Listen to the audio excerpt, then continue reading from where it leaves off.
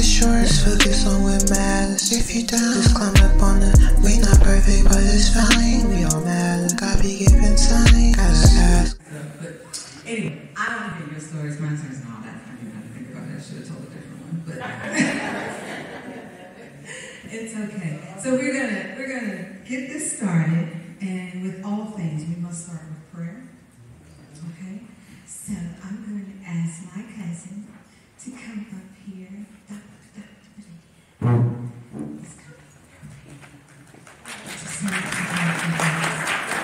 Yeah, we have some crazies in our family, but we balance each other out because we also have a religious base in our family that's strong. I mean, it's really strong.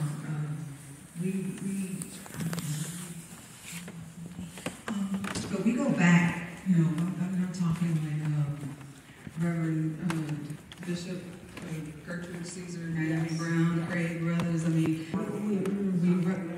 we come from stock, believe it or not.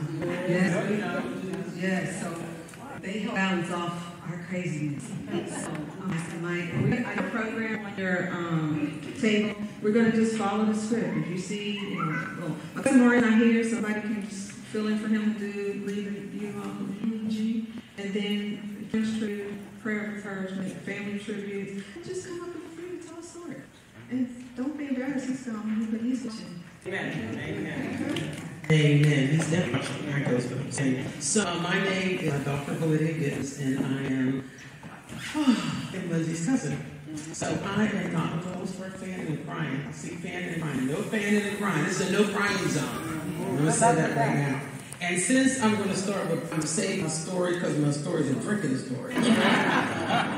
So I don't want to tell my drinking story before I Amen. With all heads bowed. Oh, hallelujah, God. We bless your name, Lord.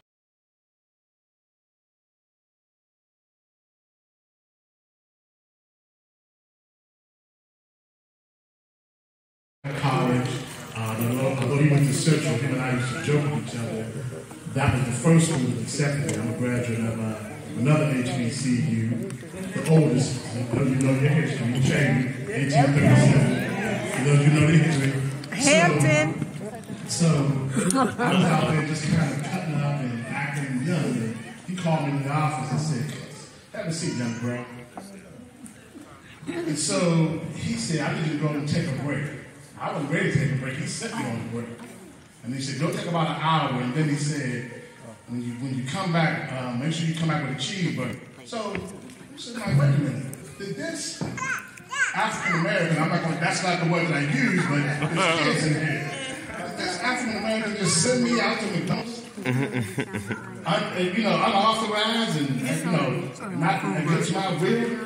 But one of the things I loved about him was that he was able to connect with a generation at that time that seemed relatively lost.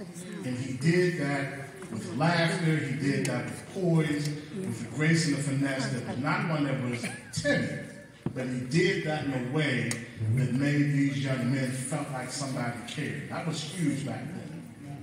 So as I proceed, as we are encouraged that, we ask God to, again, just to allow his loving arms to support and help us.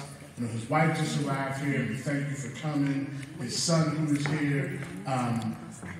We're college. Although he went to Central, him and I used to joke with each other. That was the first school that accepted me. I'm a graduate of another HBCU. Hello, everybody. All right. Hey. First, I want to thank everybody for being here, for coming out. There's a lot of people that kind of made this happen. You all know who you guys are, so thank you for making this happen, especially in the weather and the conditions. We appreciate that. Okay? Thank you for being here. It means a lot. Family means a lot. I was reading up on some stuff. I'm not a great communicator, okay? So I was reading up on some stuff and just looking at things and just kind of to myself for a while, and you know, I was reading something and it said something about dying 3 times. You died 3 deaths, right? So the first time you die, your body, you know, your soul leaves your body. It's the last breath you take. You die again when they put you in the ground. That's your body leaving the earth. And then you die again when you're forgotten, when the last person forgets you. Okay? That can resonate in a lot of ways, depending on who you are and, you know, what you believe in and what you resonate to.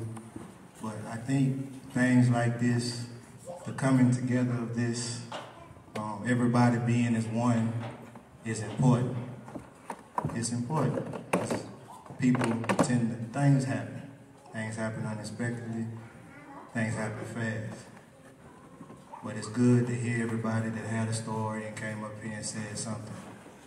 From the Peabody alumni, the classmates, to the family, to the cousins, to the distant cousins, to the friends, and to the people that still gonna speak after me. I just want to say thank you. And I want to clear up some things about a couple stories that I heard. So, as my mom said, we did used to come to Pittsburgh a lot when my grandma was here. Oh man. I used to always talk about my grandmother and them snoring, okay? They can put you out of the house when they get together and they go to sleep. So what you used to try to do was always go to sleep first, right? So when you sleep, you can sleep. Because if you don't sleep before they go to sleep, you're not sleeping. So, and it's funny now because I snore at this day. So it's crazy how that stuff happens, right? But, so we was coming to Pittsburgh, right? So me, I'm older, I'm bigger now. You know, I'm Lenzy. You Tom. You Thomas. I'm Lenzy. I ain't little Lenzy no more. So we going to grandma's house, and I say, okay, I'm gonna stay tonight, because you know that's what they want you to do. Stay tonight, be at the house. All right, I'm gonna stay. Man, we go to sleep. This guy let out a disrespectful fart. It was disrespectful. It was so disrespectful. I opened up the window and said, bro, if you fart like that again, you're going to see me. I couldn't breathe. I was choking. I was about to die. And then, you know, grandma's house wasn't no bigger than this. It was small, okay? So when he farted, he blew up the whole room, okay? So we came to words about that. But that my uncle, man, he was a lot of things. A lot of positive things, and being around him for so long and seeing him transition into these different phases was a beautiful thing. You know, I seen him when he was, I think I was what, he was 19, 20 when I came out. I don't remember seeing him, but I remember some of the things that happened. You know, I remember some of the things that happened, and seeing him transition, you know, from the bad side to the good side. But here recently, all the transitions were positive transitions. He got married. He was real happy about that. Called me every day. Nephew, getting married. You got your tux yet? And you know, me knowing him, you know, I was like, leave me alone. You know what I mean? Just like, I'm gonna get it. Just let me get it on my time, because he wants you to do things on his time. Because he can feel good about whatever it is he got going on, but chill out. But he was really excited about that. He was really excited about the opportunity in buying a house and just the togetherness of everything. But the more I think about it, right, I used to hate when people used to say Lenzy and we in the same room. Lenzy, no, his name is Tom. When I'm here, his name is Tom. I'm Lenzy, he's Tom. I'm not little Lenzy no more. Yeah, I had to, you know, you got to get understanding. You got to be understood. You know, so just little things like that, man. I'm going to miss him. He helped me considerably when my grandmother passed. He kind of took that void in the conversations, the things we used to talk about. we would go to the store. He would always grab Mickey's or Old English. I say, don't nobody drink that, no more. What you doing?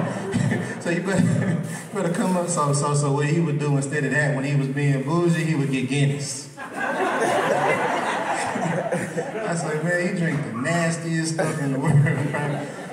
But yeah. So we would have, our bed talks, and then, we would just talk about everything, and I'm gonna miss him. I'm gonna miss him. I'm gonna miss him a whole lot. But it's good to see that everybody, a lot of people put, Vanessa, kudos to you. You did a lot. I don't think I give you your flowers enough. And Vanessa's from Houston too. I used to have a boy called Buku's. I had a boy for 5 years. Vanessa was somebody who worked with me at my bar. She's someone that is a very good friend, and I appreciate everything that she did to help my mother through this time. Kudos to Vanessa. Who else? We got Reese. So Reese and my mom, and you can throw Nikki in there too. They're the communicators. I don't communicate well, so they the ones that kind of, I'm coming in the house. You all right? All right. Going about my business to where the conversations used to be, it's deeper with them, so I allow them to have that. So that's good. So we want to thank them for that. We got my cousin, Aunt Jamita, who was as well as that person. Who else? I want to thank the Peabody class for coming out. Appreciate y'all. He used to always talk about how good he was at Peabody. We'll talk about that later. Yeah, I really want to know. Who else? Got Charmaine there helping. We appreciate that. Jay on the photography. Thank you. Thank you, Aunt Tina and her family in the back for coming out. We appreciate y'all. Aunt Jamila, Uncle Kel, Miss Diana. Yeah, I'm working on it. Okay, and then everybody, the cousins, cousin's son. Yeah, it's gonna take me a while to get everybody's name, but I'm gonna get it eventually before I leave. Okay, but it's good to see everybody. I didn't think I was gonna go up here and talk as much as but it's definitely good to be. I can say a whole lot about my uncle, man. I'm just trying to keep it PG. I can say a whole lot about him and us and our escapades. But it was good. Like I said, I believe he was happy. How can you not be happy going back to see his father, my grandmother, his mother, and Grandma Grace and Grandma Wood. There's a lot of people on that side than it is on this side, unfortunately. So, thank you for coming. I appreciate y'all, and let's continue with the stories. So if I can get up here, anybody can get up here. Oh wait, one more. How can I forget? Ryan.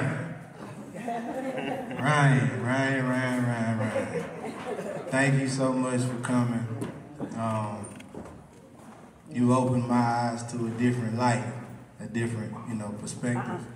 And this is King, by the way. Say hey, King.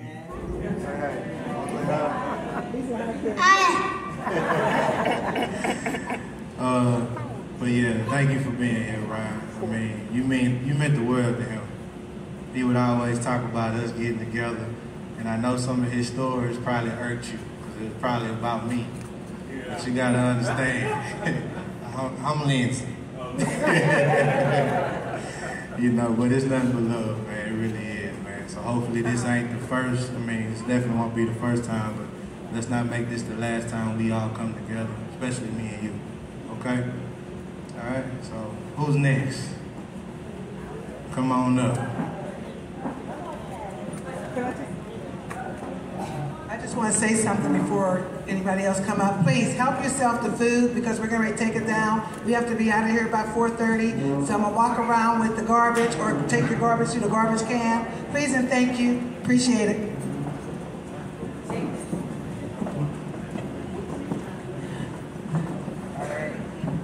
Hi, family. Hi.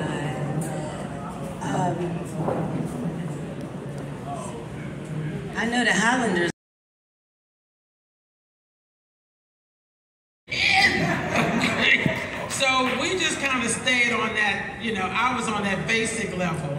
and go down the basement. And then Lenzy would come, I'm going down in the basement. I'd be like, ooh, you gonna get in trouble. But he knew down in the basement, here's the secret. Everybody was getting so wasted, they couldn't keep up with their own liquor. He'd be down there tasting the liquor. He'd be down there tasting Uncle Len's liquor. And he'd come up, I'd be like, you gonna get drunk. You gonna get drunk. Everybody gonna know you drinking. You gonna get drunk. And he never, I don't know, well, if he did, he probably would have seriously fell asleep. But what was really cool about it is we just all were at that age, like everybody was waiting to get down to the basement. And I swear by the time basement time happened, I think Aunt Grace had got saved.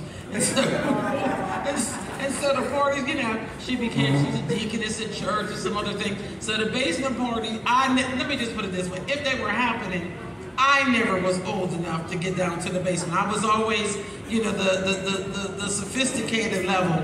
But that basement, my mother and them would be down there. They come falling about that basement, girl. And I've been telling this because I remember, oh my gosh, my one cousin, when she got married, we were all there running around the salon, just as cute as can be. She was, when she said she was dainty, she is the sweetest little girl. I mean, like, she would always be so girly girl, you know, even though we knew she was probably climbing some trees. But in the meantime, we always had a gathering, you know, her mama, she was always cute, whatever. That Lenzy, he was bad. Oh my God, he was so bad. And I remember because Aunt Grace, God rest her loving soul, just was really enjoying herself, her and Uncle Lynn, and they was trying to be, you know, a little bit. Don't you know Lenzy came and told it, Mom, guess what? And of course, Aunt Carol and Uncle Thomas, as we called them then, even though they're really my cousins, but I was at the in-between. You know, you called your cousins aunt and uncle because you was in between. And I remember that well because then when they got old enough, I saw my cousin Thomas out, and I said, and Aunt Carol, and I said, hey, Aunt Carol, hey, Uncle Thomas. They said, don't call me aunt and uncle. You over here drinking with us, just call me Carol and Thomas. I was like, okay, wait, I've arrived, okay? I was like, what's up, Carol and Thomas? I was like, okay, now I'm old enough to call you by your aunt and uncle. Come out. Yes. So, yeah, but they told it, and they was all trying to, you know, like kind of cover it up. And it was so cute because what? Lenzy told it all. So I'm going to tell you, we love him and we enjoy him and his energy and his memory will go on. And everybody in this room got a story. Notice that's my safe drinking story. That wasn't about me being old enough to drink with Lenzy. That's a whole nother thing. But it was just that that energy that he shared all the time, just absolute fun and nothing but joy and laughter and love and just beauty. But he was bad. Okay, let's not get it confused. As a child, he was bad. That's why he pushed you down. He pushed downhill. One day was on the big wheel, next day was in the hospital. He was bad. That's why he jumped off the bike. He was bad.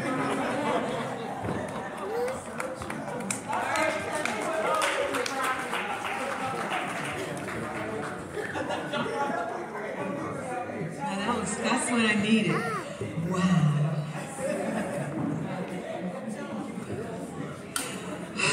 Okay.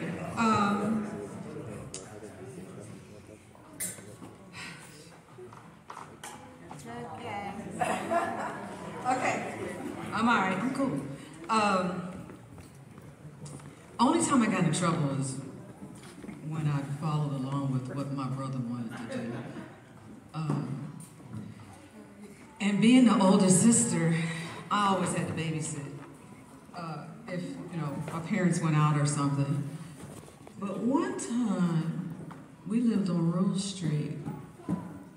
And I'm telling this story because as I'm telling it, I'm thinking, okay, there's also karma in there too because it got back to me and it happened to me too. But one day, my parents went out. My mom had just went shopping. She got, you know, her food. She got her cookies and the chips and, you know, all the stuff that you get when you go shopping and stuff.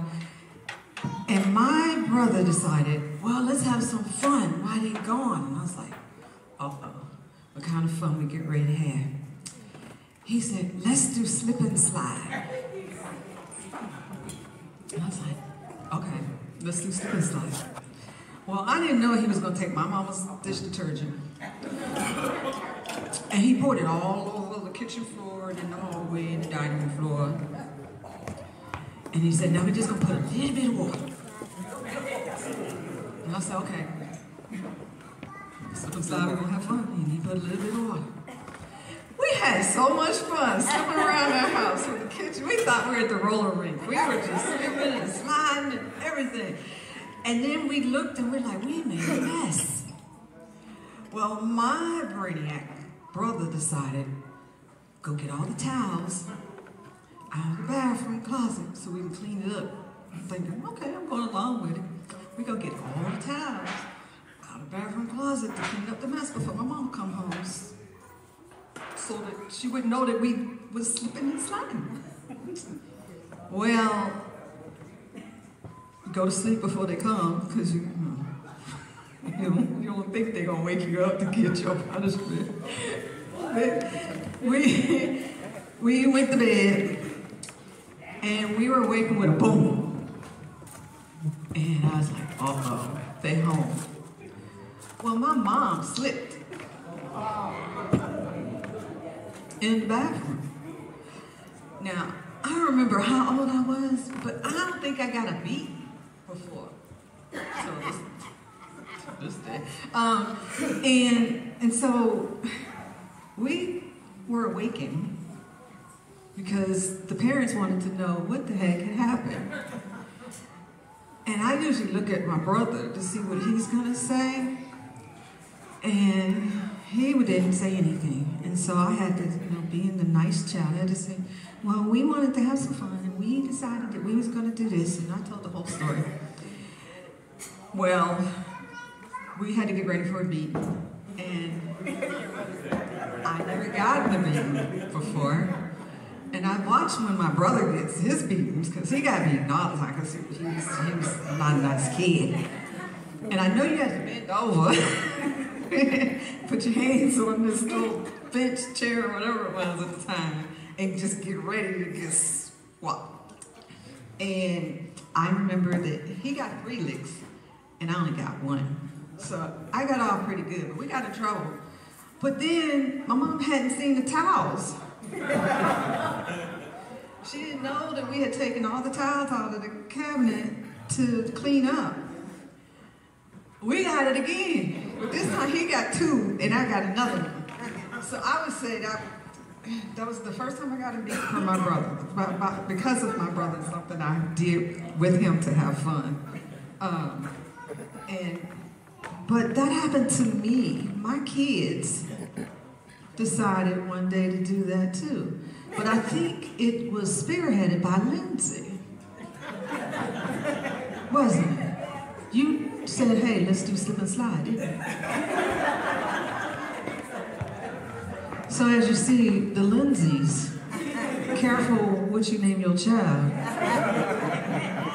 Because you never know what down the line they're going to do exactly like.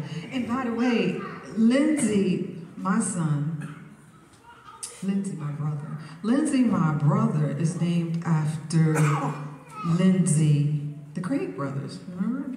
James Cleveland, Reverend, yeah, so that's just a little history of the Lenzys. All right, that's my...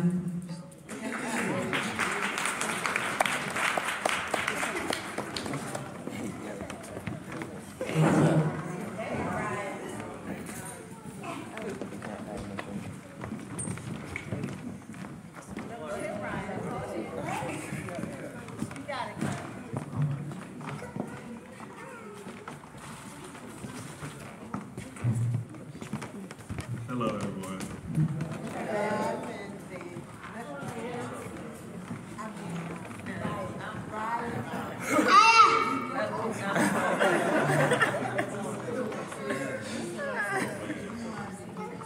Thank you so much for coming out. I really appreciate it. I see all y'all looking at me, anticipating what I'm going to say. Wanting to know.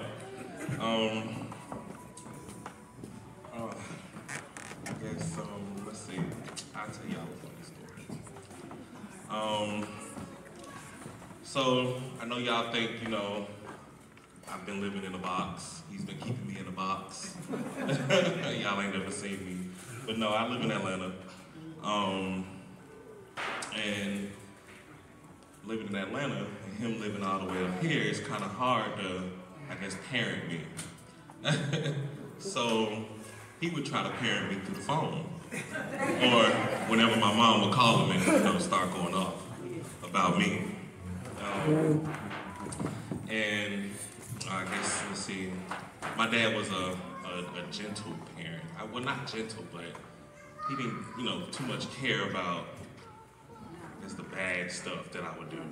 Because I heard you say he was bad himself, so he probably didn't understand, you know what I'm saying?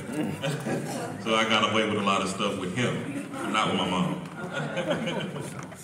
And I remember hearing my mom going off at him, and he's just like, well, what do you want me to do, Gina? Da, da, da, da. I'm all the way up here. And she just, do something. Yell at him, say something. And he's like, all right, give me the phone, give him the phone. Da, da, da.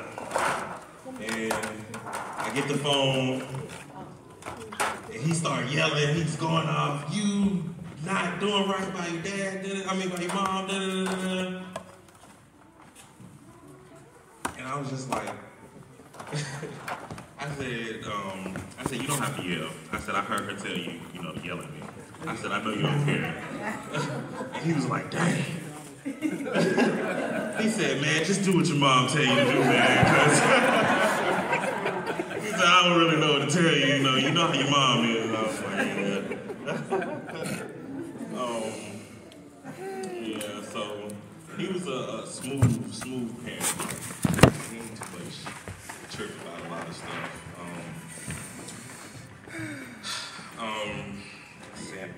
Yeah.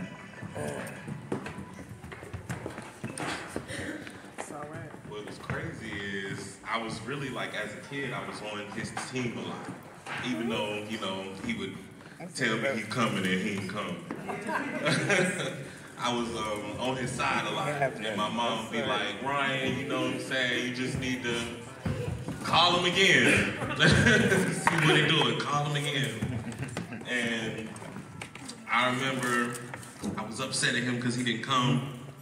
And I had did something in school really bad, and my mom called him again. My mom's always gonna call him, regardless if he gonna yell or do anything. She's gonna call him. And he said he got on the phone. He was like, Ryan, I'm gonna come down there. Da, da, da. And I was already in trouble, so I was a little scared. He was, had a deep voice. And so I was already a little scared, and I said, no, you're not. I said, you didn't even come, you know what I'm saying, when you were supposed to come. You're not gonna come. And I guess that set him off.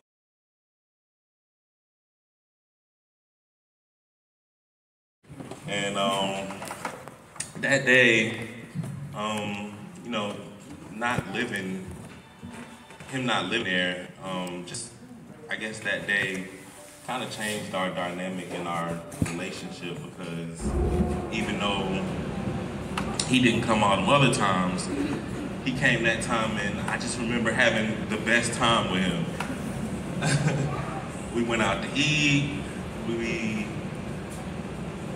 I took a little sip of his drink. But he cracked jokes. I remember staying at one of our cousin's house in Atlanta. I don't even remember her name, but she had a house and I would stay there. And my mom makes breakfast in the morning. Pancakes, breakfast, eggs and stuff like that. But he made hamburgers in the morning.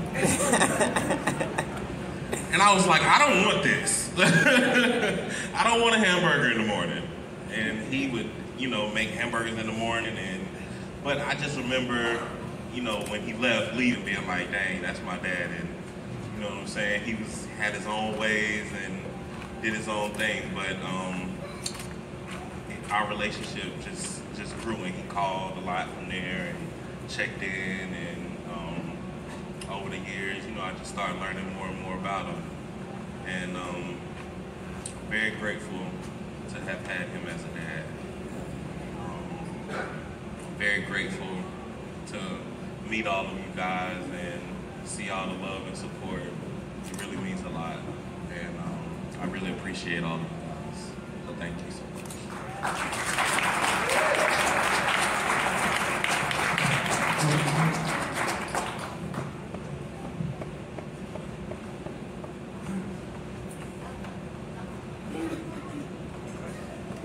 Them green beans are good.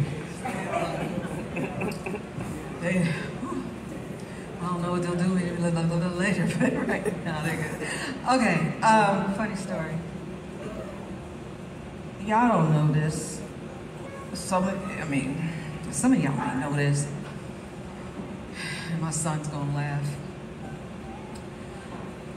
To know my brother is to love my brother. And I remember I used to come up to Pittsburgh and go to my mom's and hang out with my mom, stay over at my mom's. And my brother be there sometime. And with him being there sometimes, we had to share the living room.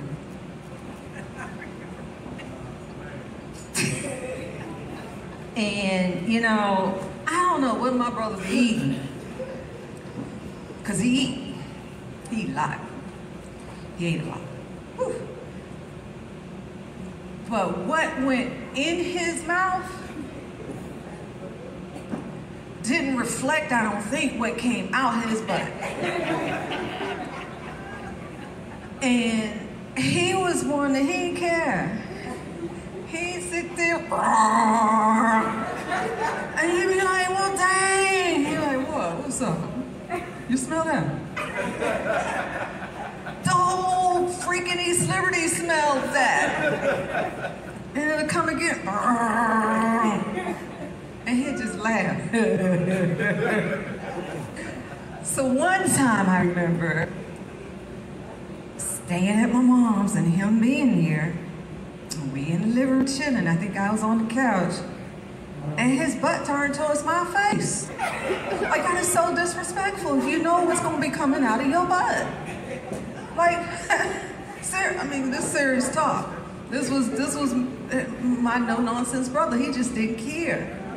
And when it was not coming out his butt, he snored, like, loudly, like, so loud. I mean, you would think a train is coming to tear down a city. That's how, you know, and it had a rolling effect where it was like a freight train coming through the city. That's how long it would be.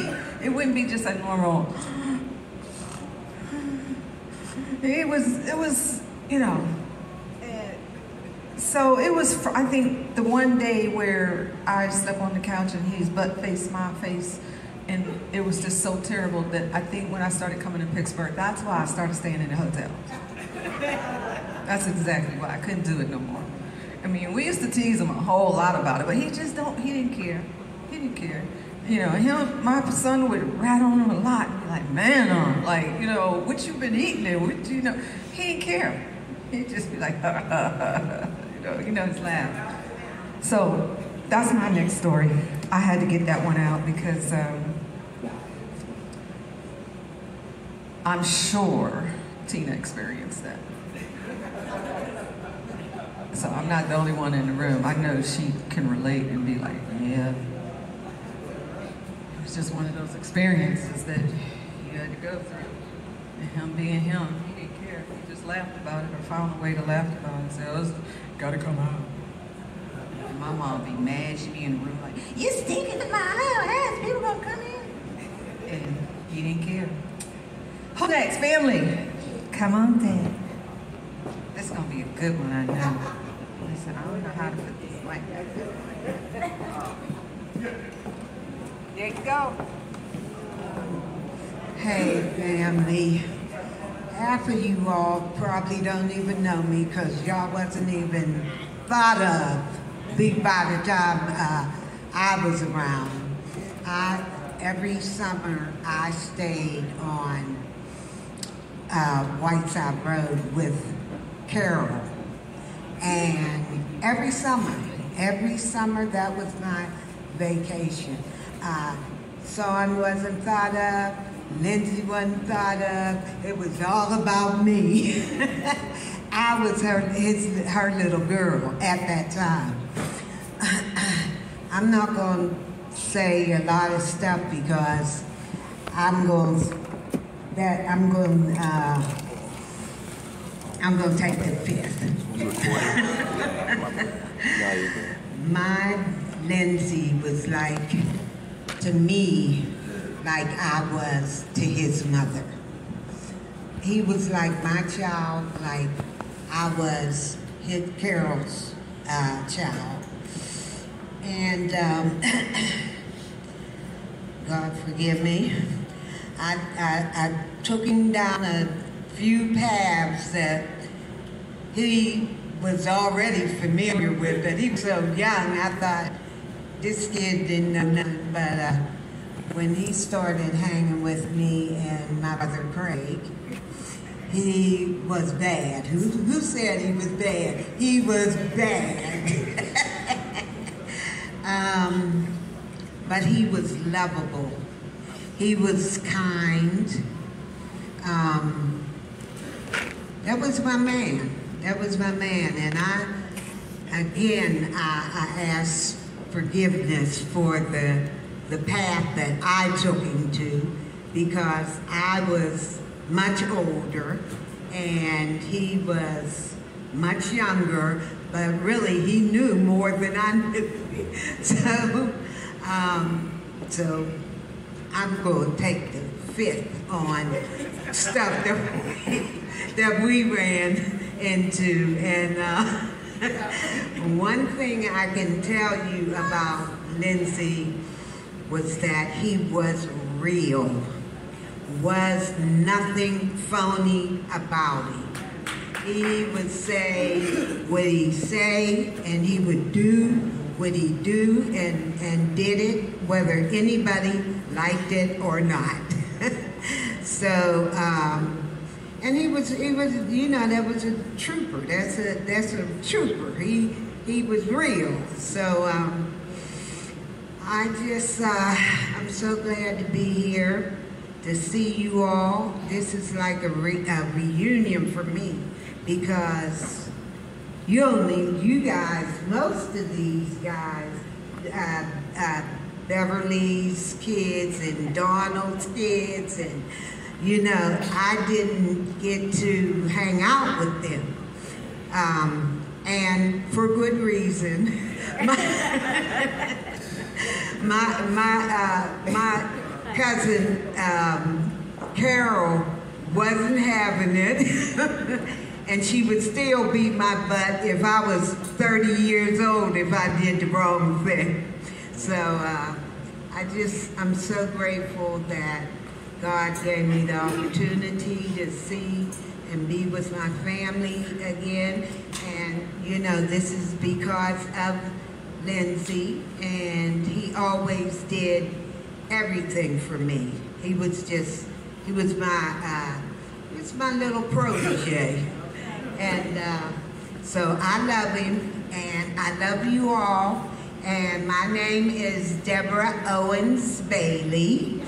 And the way that I am related to them is that my mother's mother was the sister of, okay, wait, let me get this together. My mother was Aunt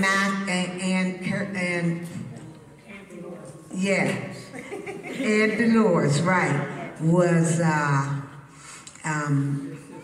sisters. No, sisters were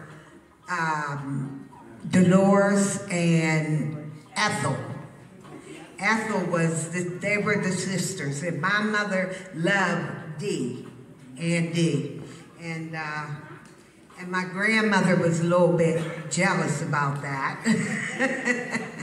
But she got over it.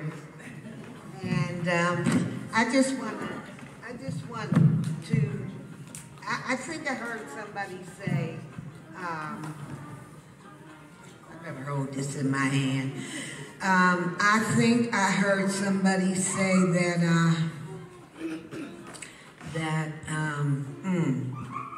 goodness, I forgot that too.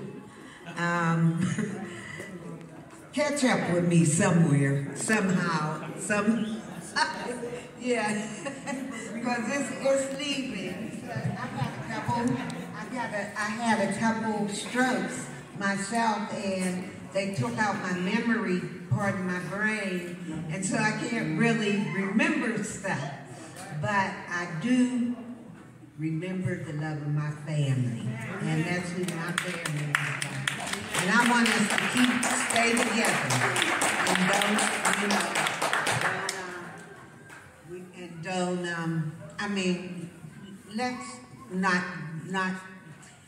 let's not allow this to be the end of our gatherings. I love you guys, and I love Lenzy. So, I'm Aunt Debbie, and bless you. I'm out.